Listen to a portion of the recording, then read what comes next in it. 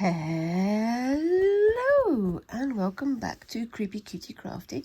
Welcome back to yet another crafting video with me, Heather. Hi guys, how are you doing this week? So this week I am continuing with my Sashiko project here.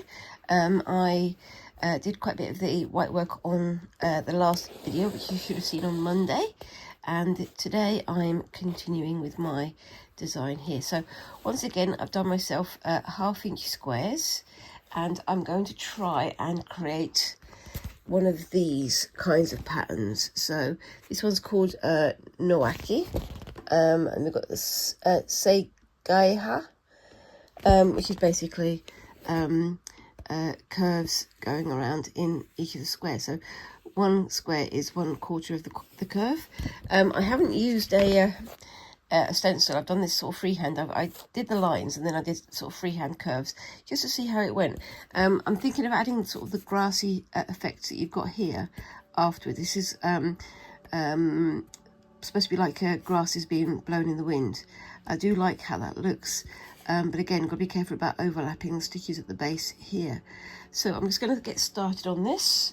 I am sort of not freewheeling it, but I'm doing it I haven't completely planned it because I want to try and have that sort of element of almost like handmade looseness, if you know what I mean. So it softens it up rather than having it completely rigid. But I'm going to see how it goes. I've already tied it off, as you can see.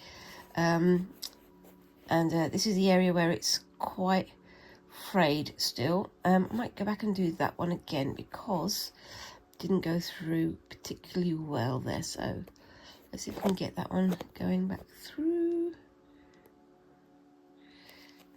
I'll do that there because it was holding on by one thread, so I thought I might sort of fray and come undone. So I'm going to try and come back out and make it a bit longer to there we go. And you can see that where the line is there, I'm going to come sort of slightly to the left of it, and then that gives me space to come back in on the other side. I was thinking of coming down to like a single stitch so it's nice and pointy, but I'm where that might make it look a bit more jiggly, a bit more unplanned. So try and get it nice and straight. I am talking nonsense again, but we'll see how we go. Right, so haven't got either of my thimbles on at the moment, so I'm just getting my head around the process here. Try and make it nice and cozy, and then I will come back with my palm thimble in a moment, I think. But we'll see. This is the problem with this Sashiko thread. It comes in sort of set lengths, and sometimes those lengths are a bit long for what you're trying to do. But you know, it's nice. And then obviously pulling the threads back through so it like lays nice and flat. And then we'll continue from there. I'm going to try using my palm thimble. Probably won't work because I still haven't got my head around how to use this properly. But we will see how we go. So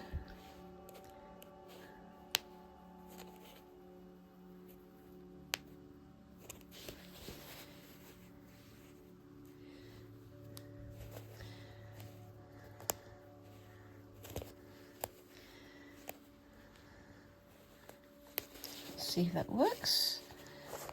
Pushing it through, and there we go. I can't do a whole long length of this because it is going to be doubling back on itself because of these curves. So I'm going to have to try and do one curve at a time, but we'll see how we go with that one.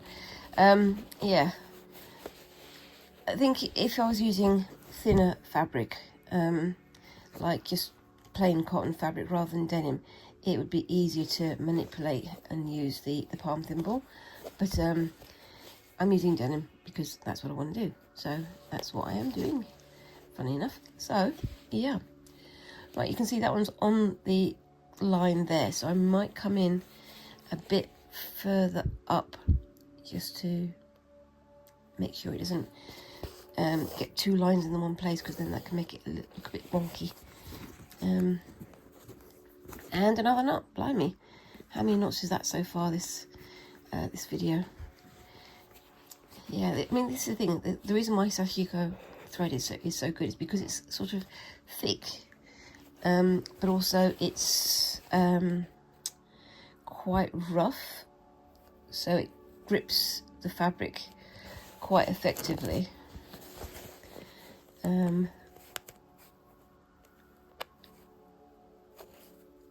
that helps to, make a stronger, sturdier fabric. But it also means it does like to get itself tangled. That was almost a proper attempt at using the palm thimble. Not quite, but almost. It's I'm used to using my leather thimble on my middle finger when I'm doing embroidery and stuff. But this, I mean, it's like people sort of say Sashiko is Japanese embroidery. It's sort of a form of embroidery, but it's not actually embroidery. It's a weird one. I don't know how you'd define it, because it's a bit confusing. But it's very much more functional than a lot of Western style embroidery, which I believe sort of tended to be much more decorative and didn't have any functional changes to the fabric in terms of making it stronger. I mean, it makes, it's good for repairing and things. It's almost like darning rather than embroidery, if that makes sense.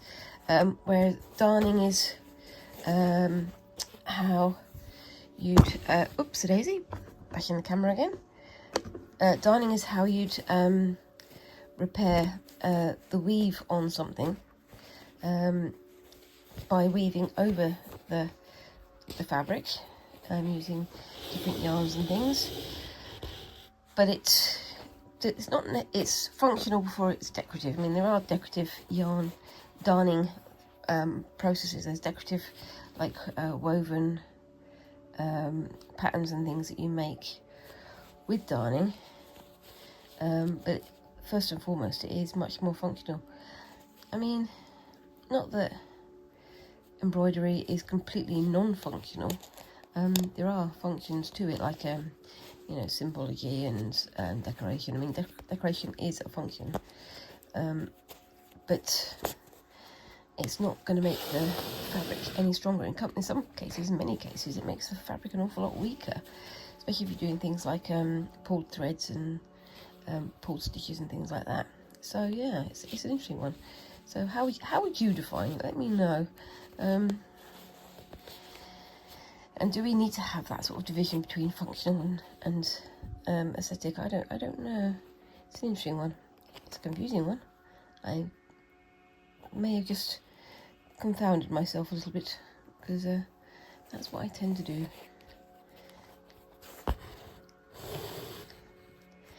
Yes, and that's looking quite nice already. Let's see what I can do going this way.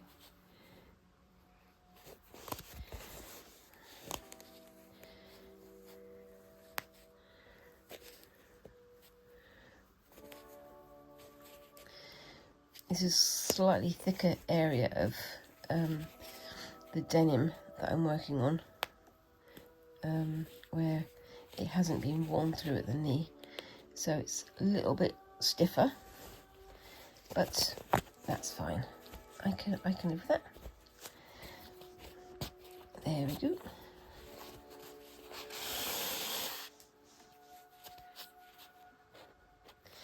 Now, I'm just remembering now what I should have done is at this end here, I should have left a little bit of a loop on the stitch, so it has a little bit of give if it shrinks.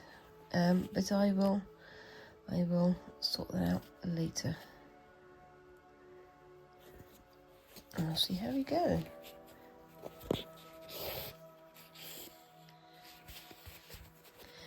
That one's slightly wonky, but that's fine. I can live with that. This is going to be the sort of the top end or the bottom end. I'm not entirely sure which yet. We'll find out when we get to the final putting together of the bag. But we'll see. Yeah, so if you're new here and you don't know what I'm doing, this is Sashiko stitching, and it's me reusing old pairs of jeans and things, and I'm hoping to make something of a functional bag out of it, so something I can use in my everyday life, but we'll see. Yeah, now I'm not going to do the little bits of extra grass going down here. I'm going to go back to my pattern. I'm not going to do these bits for now. I'm going to get to the end, put all the loops in, and then do any extra decorations that I need to do. But we shall see how that goes. Same as usual. And the same as usual, me bursting into song about things I don't need me bursting into song about. Very strange. Anyway, so coming back in here. Oh, let's see if I can get that right. There we go, back in there. But I'm going to keep my finger underneath so that there's a bit of a loop this time, so you can see that. And turny, turny, turny. And see how we go from here.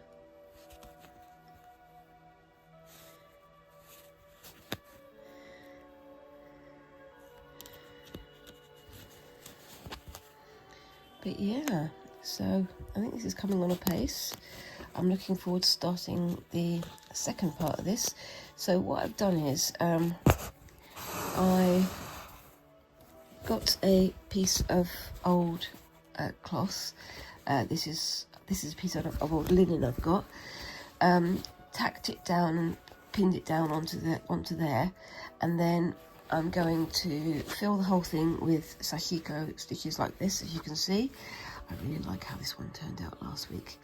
I think maybe I should have done the red in just a couple of stripes, but I think that looks quite nice as it is. I do like when you got these like little crosses here. That's quite cool. But I'm not measured it like hard and fast.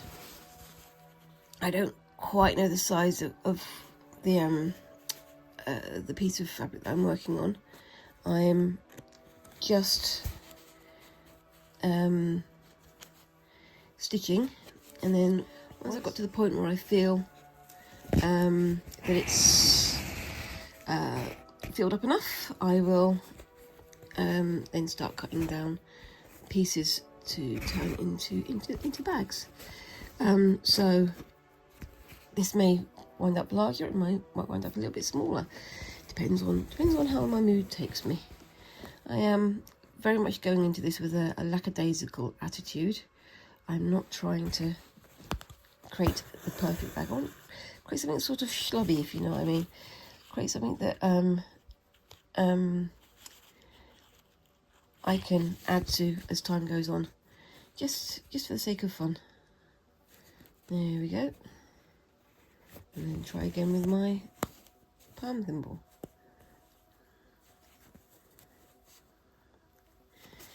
And the keen-eyed folk amongst you might be able to see that line there in my nail, and that is where I managed to stab through my nail with the Sashiko needle last week. Wasn't clever, and it hurt. But you know, we all have our little surprise injuries when we do crafting, don't we? It's a funny one. It's like, I know certain people who they think that needlework and sewing and things aren't all that. It's not like risky, it's not dangerous, it's not blah blah blah. It's not grandiose work. It's once again, you know, this whole idea of, oh, it's women's work. and so therefore it couldn't possibly be important. And yet I know that some of them may have tried doing some embroidery and stitching and things, wound up stabbing themselves with pins and needles, and then complain that it's too uncomfortable to do. It's quite funny, really, isn't it? I remember when I was doing my own GCSEs many years ago, far too many years ago now. My gosh, I was doing a class, and there were lots of boys who thought that they were big men, if you know what I mean. And they were so determined to prove what big men they were. And yet we went to certain classes, like science and things, and they proved how squeamish they actually were. So it was quite funny. And a lot of the girls were like, but you said that, you know, you were a big man.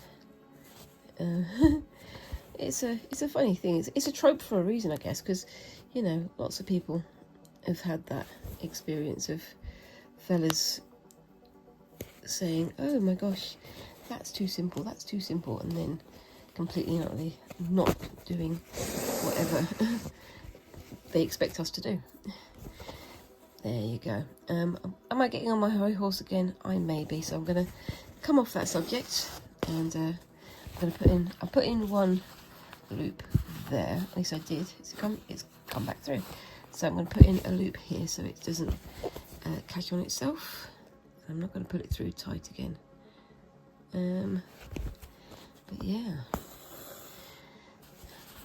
Let me know if you've had the same thing. Did you have boys in your class who were like, oh my gosh, I'm so strong, so manly, so whatever, and then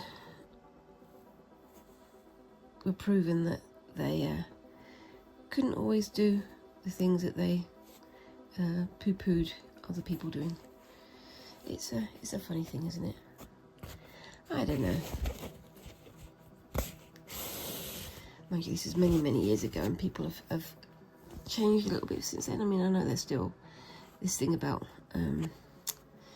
men being manly and not doing things that are women's work or women's tasks. And then you're going, well, they are your tasks, because, you know, if you need clean clothes, you need to wash them. If you need to cook and to eat, you know, you need to know how to cook and to eat.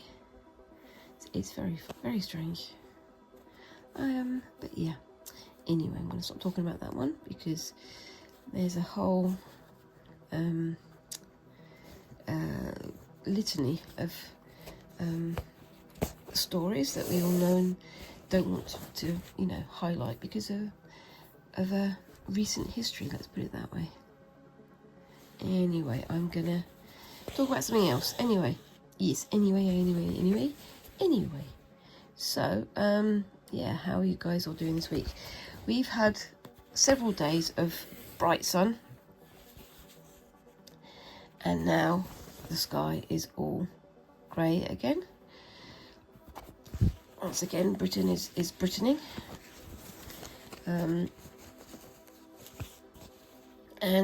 Yeah, it's a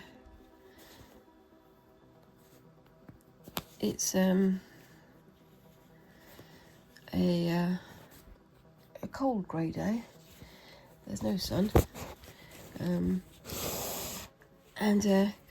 we're now into hay fever season as well, because all the grass is, you know, popping up, and all the plants and seeds and things, or the pollen rather, is coming out into the world and going straight up my nose.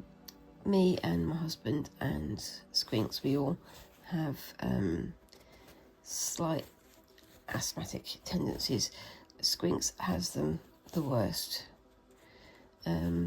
So come this time of year, it's time for us all to get our inhalers out and start to try and avoid getting pollen from the trees and things. But you know, there's only so much you can do, and you want to go out and enjoy the sun whilst it's there, don't you? That's the thing. But yes, yeah, I've got an inhaler, and I've also got like nasal sprays and things, which should help. But unfortunately, as you get older, you get much more sensitive to things like that, don't you? It's unfortunate, but that's just how it is. Yes. So there we go.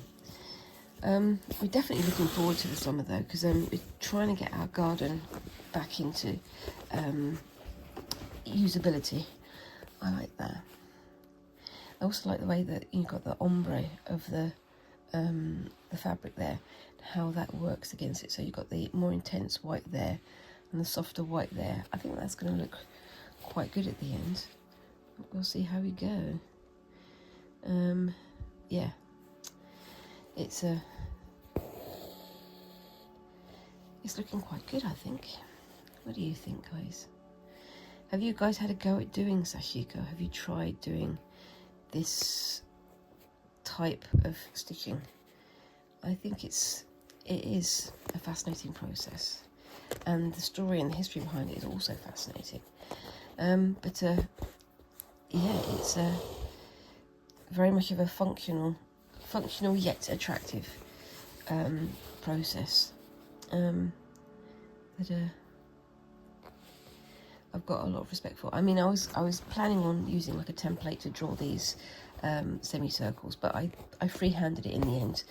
I don't know if that's going to mean I'm going to draw a cropper and it's all going to come up looking uneven, but I thought I'd give it a try, see how it turns out. I think they look fairly even, and there's always going to be a little bit of unevenness just because, you know, it's handmade, isn't it? But yes, anyway, so I'm going to put that one in through there and try and give myself a little piece of sort of buffer thread just there. Ooh.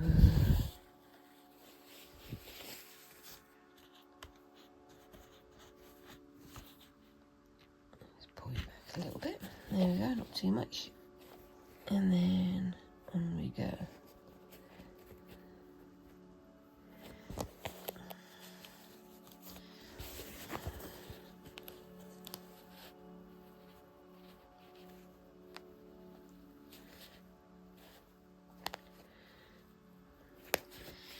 I think I'm doing a bit better with the palm thimble today. It's still not quite as easy as I'd like it to be, but it's still something that I'm very much learning. Yeah, so when you're doing Sashiko, because the thread is so prone to fraying, you have one of these, which is a palm thimble, so that you can push through multiple threads, multiple stitches rather, so they bunch up like almost like a concertina, and then you pull the thread through in one go. That means that the thread is going to have one pull through, not multiple, and that should help to reduce the amount that it's fraying. It still will fray, as you can see there, but it's less than it would be without the palm thimble, without the multiple stitch efforts. But yes, it is a very key part to doing this particular type of stitching, but it's also one of the bits that I still don't quite know how to do properly, especially on curves like this. Curves are somewhat difficult. You have to bend the fabric, and as I say, because these are jeans, and you know, very work hardened jeans, work worn jeans, it's a little bit stiff to get the thread going through. But yes, it's getting there. It's not speedy, but it is mindful, and it would feel possibly repetitive to somebody who is used to, you know, bringing in lots of decorative stitches and things, but I kind of like it. I like it as it is.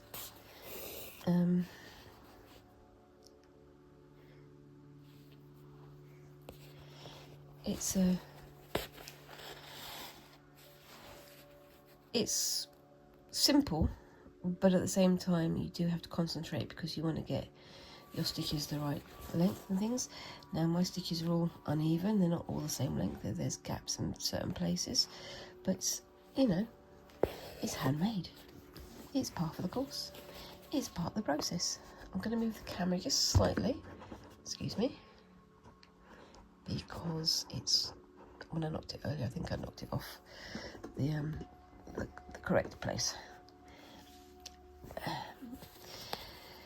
And did I pull that one through? I did. There we go. There we are.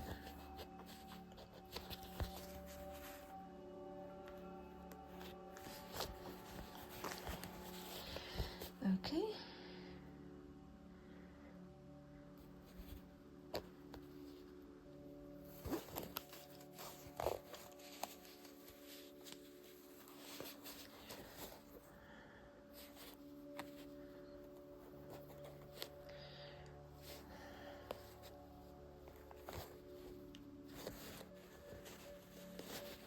So you can see there where it's trying to concertina, like that. And then, hopefully, you can put it through in a single stitch. Hold the end so it doesn't pull through that bit that I left, and then pull it out so it's nice and flat. There we go.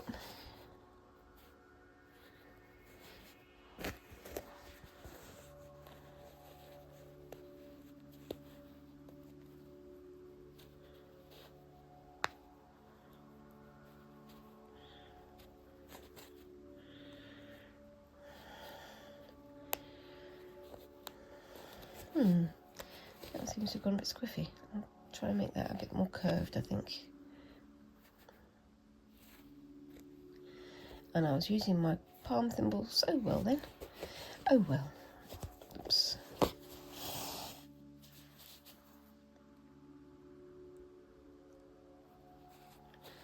And because this one is so close, I'm going to come down to there.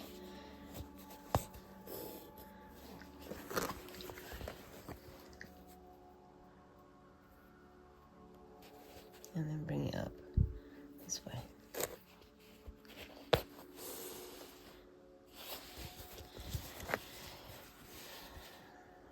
Pull that one back through a little bit.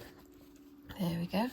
I'm really looking forward to getting this together, this bag. It's going to be another one of those labour of love type things. Slow process, but hopefully at the end I'll have something very nice to use and to wear.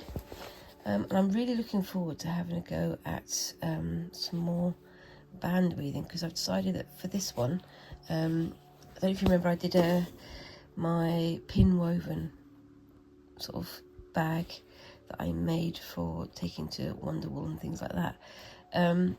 I found that the bag was, that the handles were too floppy in the end, because I used just regular yarn to make them, to make the strap. So it's going to be causing a problem if I put anything heavy in that bag, because it would just pull it out of shape and distort it. However, I've done a bit more research and I found that the best yarn to use for bag straps and things is mercerized cotton, and I'm managed to get myself some quite pretty colours, and I've looked at some patterns and things, and I'm going to go for something fairly simple, but hopefully relatively decorative, and I'm hoping to have that after I finish the, you know, the bag, the body of the bag itself. That way I can attach a nice homemade strap to my bag. Anyway, so I think I'm getting on for the, yep, that's the end of my half an hour for this one. So I'm just going to pull this one through. There we go. And then poke it in there. Keep that back nice and loose. So it's got a knot there somewhere. There we are.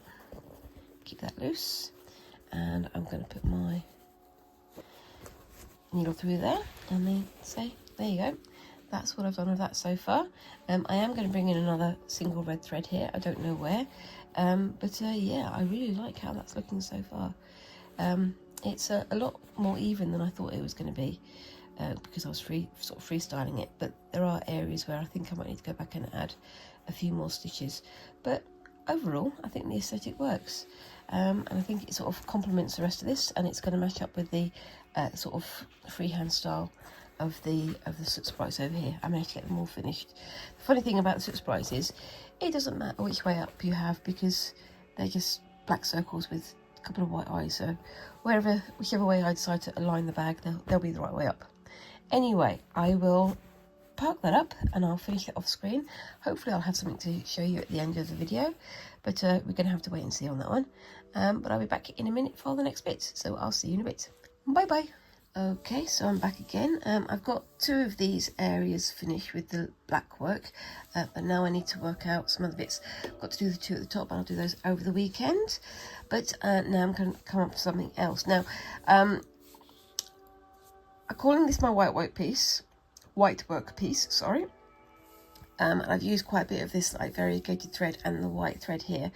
Started on the black area, but I decided I want to do a bit more white. So I've basically drawn down a shape here, and I'm going to fix it into the area here so I can draw around it, and I can draw around on the other areas. Now, because I've tied up the ends like this, I can't white wheel it up, so I'm just going to do these areas first, and then I'm going to do the other areas once I've worked out what I'm doing with this area. So just bringing that into there, and I've got my little purple marker here. So I'm going to bring it around this way so you can see a bit better. I've marked the center line there. Now I've marked it, I haven't measured it. What I've done is I've gone from this line here to try and find the center line, because I want to try and make sure that it does all sort of wind up being sort of semi-symmetrical at the end. So now I could put this down like this. I've marked 1, 2, 3, 4 lines in here, put that base on the 4th line, and then the top here, and I could just hold it with my fingers. That's absolutely fine. But I also figured that if I've got my stitch marker, my needle holder, I can put that on there too, and that can just hold it in place whilst I get this looking right. There we go. So we've got the center line there, and now I can do a quick mark around.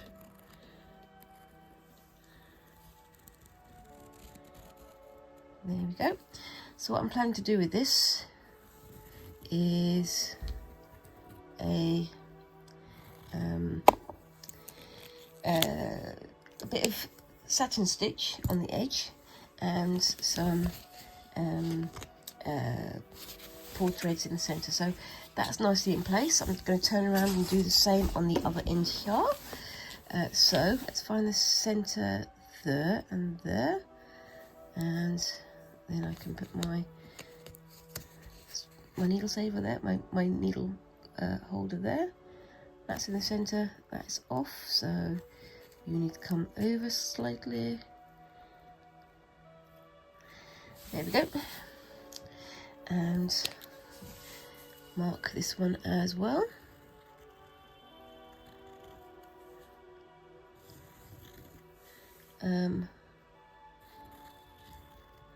Now, having marked it out, I'm then going to do a bit of freestyling again. It wouldn't be me if I didn't make it up as I went along with it. So I'm going to put that over there, and I'm going to keep that with my needle holder, just so I can find it at the end, and then back goes my tweezers and my needle. And over here I'm going to work on this bit. So again, I'm not going to be, I've got the outside edge looking symmetrical, but I'm going to make the inside a little bit different. So finding the center, and I'm going to do a bit of random line work.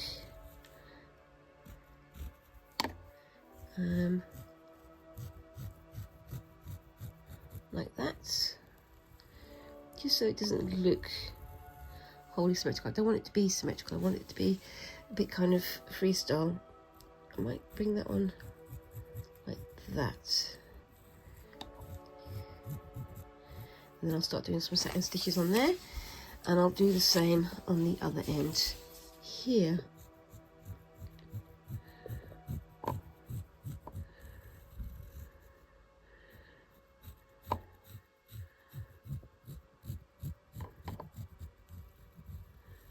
There we go. So just making a random shape, and then in that center area I'm going to do some pulled thread or bound thread work, and I'll decide what that is when I get to it.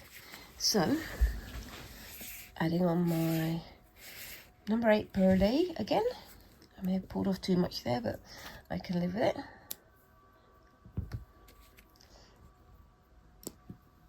And someone's starting their car outside.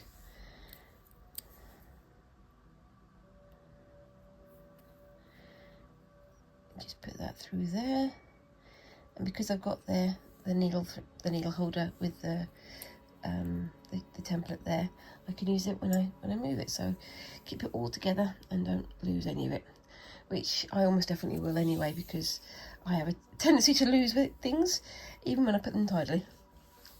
But there we go. Okay, so let's get this all set up. And I'm going to start putting my needle in there, and I'm going to try and have the threads going from the outside in. And as I say, this is going to be an attempt at satin stitch. I've never really done satin stitch before, so it could go well or it could go completely cock-a-hooey, but we shall see how we go. Anyway, so, and I'm kind of in Sashiko mode at the moment, so my brain went, well, you've got to leave a little bit behind so you don't pull it all through. No, need to put it all through, otherwise it won't work. Right, I'm just going to put that there, and I will be back in just a few seconds. So I'm going to pull that through,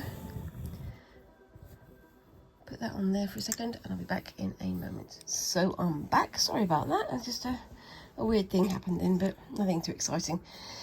But there we go. Anyway, so where was I? Yes, back to this. I've never actually done satin stitch before. It's one of those ones where it's very useful for a lot of different processes, but I just never had a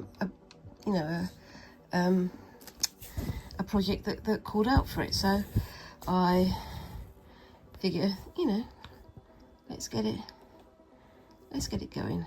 I am going to be going back and forth here because I want to try and get over that thread there, over the knot, so holding it in place, and we'll see how we go. But yes, so these are just sort of alignment stitches at the moment, trying to get them in place. I do need to stand for this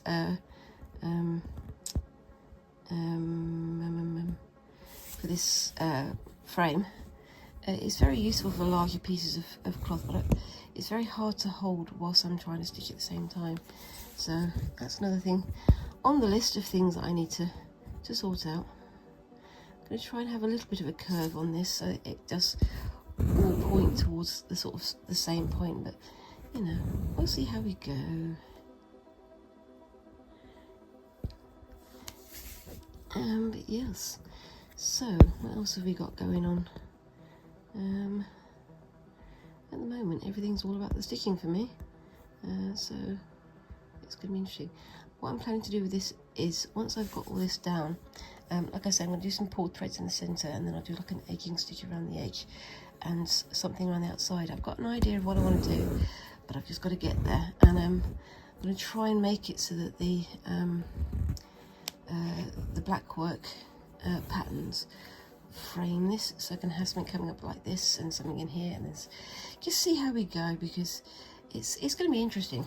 But just got to get my head around it and get it done. But yeah, and of course enjoy the process, because that's what this is all about. I do enjoy making things, but also I enjoy the process of making things. It's not just a case of making things and getting it done and getting it posted. It's also, I want to enjoy the feeling of creating things, which is, you know, kind of significant when you make all the time, as I do, as quite a lot of you folks do, I know that. So yeah, I definitely need something to stick this frame on. I'll put my foot up there maybe. Nope, that's not going to help at all. We'll see how we go. But yeah, definitely need a stand for this at some point. And now I've started singing to myself, because of course I have. Try to get these all lying parallel. Hold on, and my stitches caught yourself up again. Come on, stitch. That's me talking to my threads again, because I'm definitely not crazy. But yes, anyway, so we've got all kinds of stuff going on. Same as usual. Squinks is doing their GCSEs. I'm doing this, and I'm also, you know, working at my jobs. I still work in the same museum that I was before, but I've applied for another museum nearby, just because I want a bit of a change. But it is one of my favourite museums. But also, another one of my favourite museums is the place I'm going to be working at this Friday and Saturday, and that is the Museum of the Jewellery Quarter. I have a great deal of love for that museum. I really do love it. It sounds like it would be really deadly dull. It's a museum of the history of the Jewellery Quarter in Birmingham, but it's absolutely fascinating. It's a real sort of time capsule of the history of like industrial and post-industrial Birmingham, and how, you know, the quarter developed, how the industries in the quarter developed, and how, you know, creative folks found their way in that part of the world. It's very much worth a visit, and not just because I work there, but also because it's a fascinating place to be. I remember one of my colleagues from another museum, I mentioned that I was going to be working at the Museum of the Jewellery Quarter, and he was like, that sounds deadly dull. Why would I want to work in a museum that's about making jewellery? And I'm like, well, you'll understand when you go there. And he's like, I bet I won't. I'm like, okay, whatever. And then he goes there and he works there for one day, and he comes back and he's like, I am so sorry.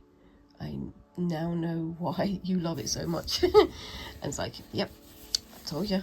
It is one of the best museums to visit, I think, in this country.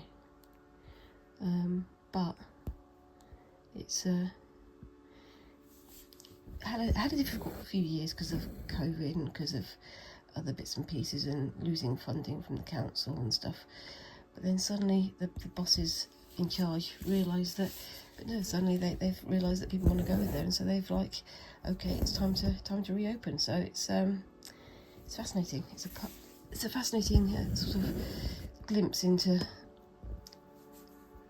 this sort of industrial life of Birmingham, which I know lots of people think Birmingham, UK, near whatever, but there's a lot more here than people give us credit for.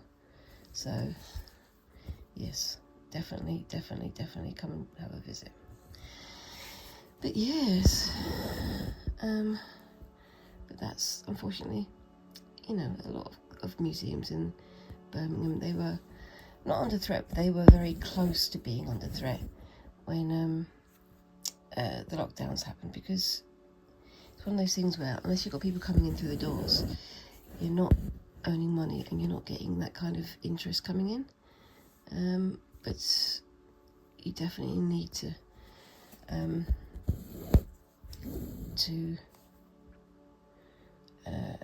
engage with the world around you, because every place has history. You've just got to be willing to look for it, and our histories definitely inform who we are as a modern society, whether we want to admit it or not. It's one of those funny things, again, I keep saying it's one of those funny things, it's one of those things where people think, we're in a modern world now, we don't need to worry about what they did 100, 200, 300 years ago. And it's like, but it's only from looking at things like that that you find where your attitudes come from, where your beliefs come from. And you can't say that you're completely divorced from your history, because your history is what's formed you as a human being. All these beliefs and things come from somewhere, don't they? They all come from what our parents were told, or from what our grandparents were told, or all kinds of things like that. It's fascinating, and it's always worth engaging with it, if only to unlock some of our prejudices and our assumptions, I suppose, which I believe would be quite healthy for an awful lot of people. Anyway, that's me and my little bit of judgmentalism there. Just trying to get this nice and straight, trying to keep it on the line. I am going to be doing a row of chain stitch going around the outside, just to neaten up that edge, but we'll see how we go with that one. I think this is looking nice, but I definitely don't have my my satin stitch skills quite down yet. But yes, anyway, let's see how far we can get with this today. I was going to put some padding underneath and things, but I thought that might make it a bit too difficult to do in today's video, but maybe on the next one. Yes.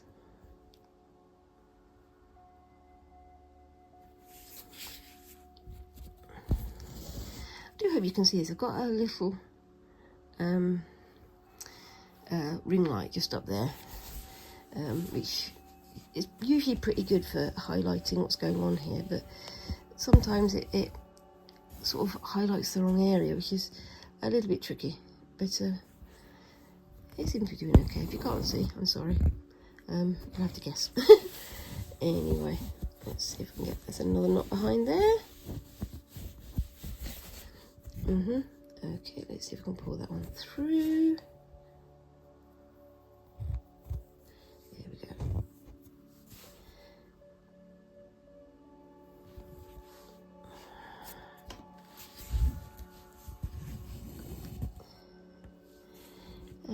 But yeah.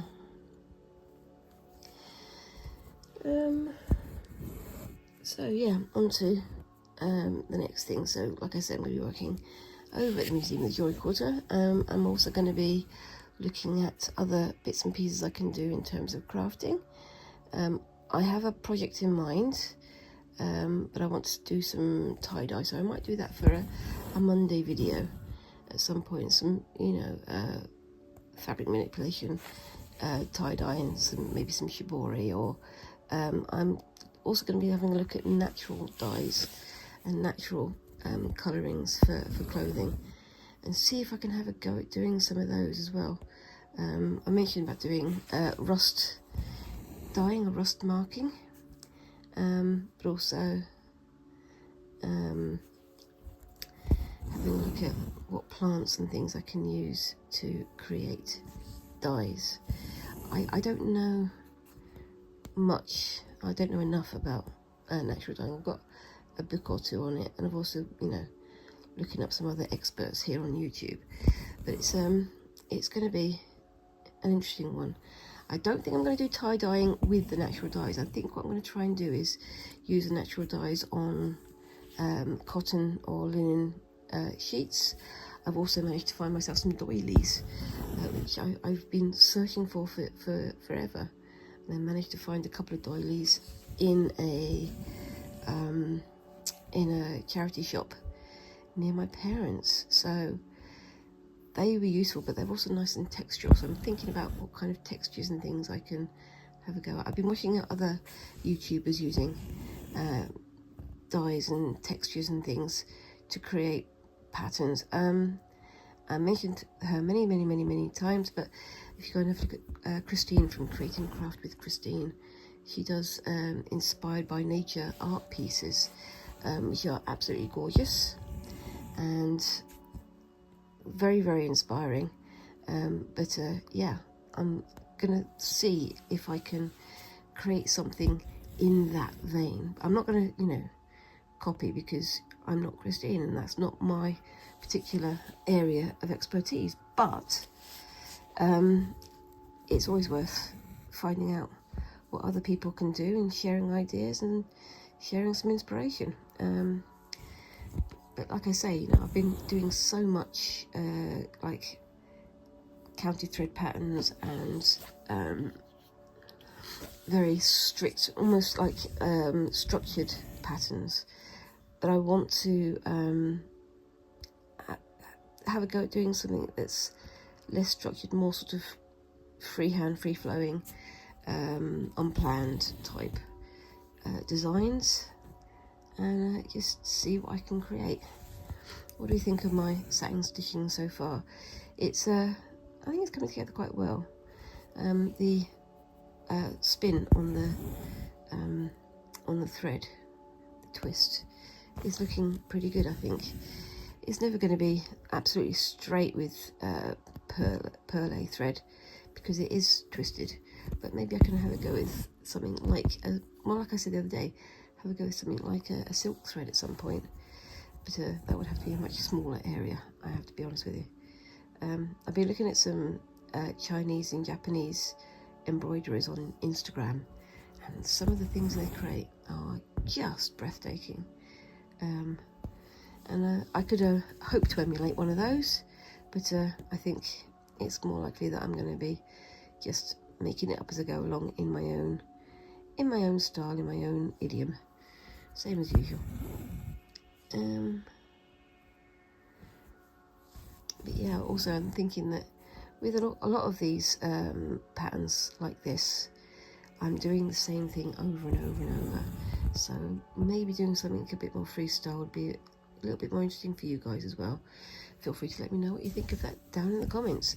I mean, I could do like a project, just film it constantly throughout the week and then cut it down into clips and things, but I kind of don't want to do that. I kind of like the chatty format that I've started to develop with my videos now, and it's nice to you know, have things to talk about over and above the project that I'm working on. But yes, now with these stitches, I'm not worrying about getting them in the holes, in the gaps between the thread. I'm actually going through some of the warp and some of the weft, which I believe is an effective way to get things to sort of stay in place, because it sort of clings onto the thread a bit more, but I don't know. You guys can correct me down in the comments if you want to. Anyway, it's not super even, it's not super neat, but I actually quite like this. I think it's going to be interesting seeing how it's going to change when I do the pulled thread inside. I'm not going to draw any threads out. I'm not going to pull them all the way out this time. I'm going to just use the sticking thread to put it in place, because there are ways of doing that can create quite an interesting decoration. I've been referring to my Whitework book again. This isn't hard anger, I don't believe. There's another one that my brain is not wanting me to remember, but this is more of that style rather than hard anger, so it's kind of a mix of different Whiteworks. It's not going to be an absolute purist version of Whitework, because that's not what I'm aiming for. I'm aiming for something that's a bit more personal, a bit more me, my sort of challenge, rather than sticking to the absolutely correct traditional style of hard anger, which, you know, is absolutely beautiful. There's absolutely nothing wrong with that, but that's not what I'm going for this time. Anyway, but there we go. Yes.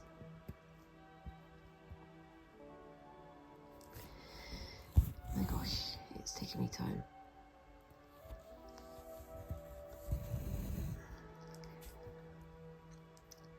So yeah, what have you guys got going on this week? Have you got any exciting to report? I'm thinking about like future tasks, I say. One of the things I do want to, you know, return to or start trying out is bead weaving. I've seen like Scandinavian style bead weaving looms and things where they sew the beads in a pattern onto a frame, and I think I'd like to have a go at doing something like that, but again, very, very structured. I want to try and keep that for later, but I was thinking of using some of my beading collection for some stitching onto my marbled fabrics. So over the last few weeks I've had a go at doing a few marbled sheets of cotton marbled patterns, and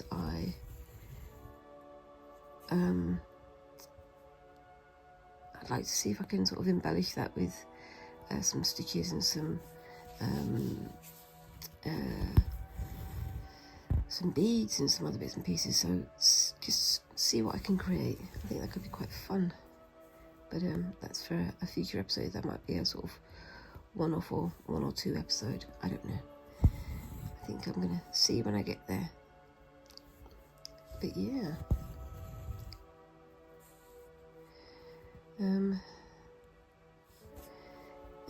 Yeah, it's all a labour of love at the end of the day, and I'm just gonna keep going with it, and see what occurs to me. I do try and plan my projects to a certain degree, but I do like to have that little bit of looseness to them, a little bit of open to interpretation, or open to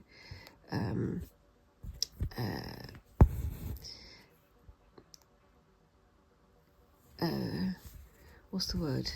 Improvisation. So it's a fun process.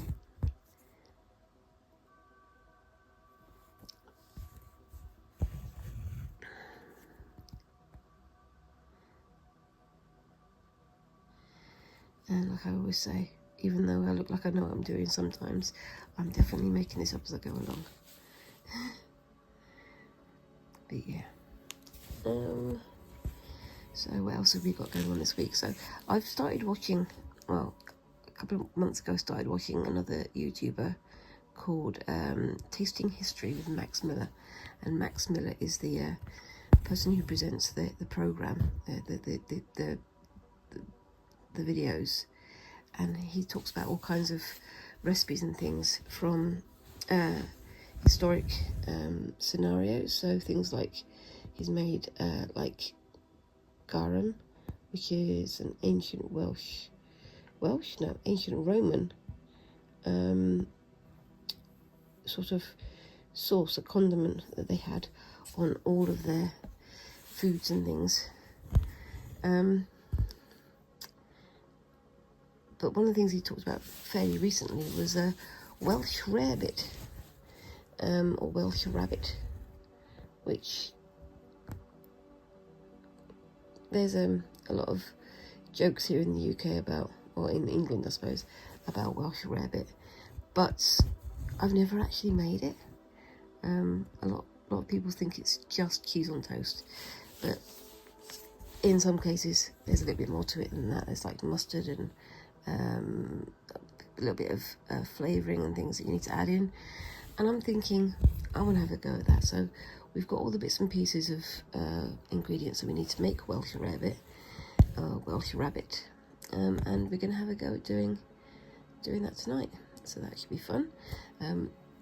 We started to look at some of the other recipes and things that he's got, so it's trying to find out what kinds of things we have the facilities to make, and the things that people in the family are likely to eat, because Squinks quite often has sort of sensory dislikes of certain things, but you know, it's going to be an interesting one to try, I think. Anyway, I believe I'm almost done with my time today.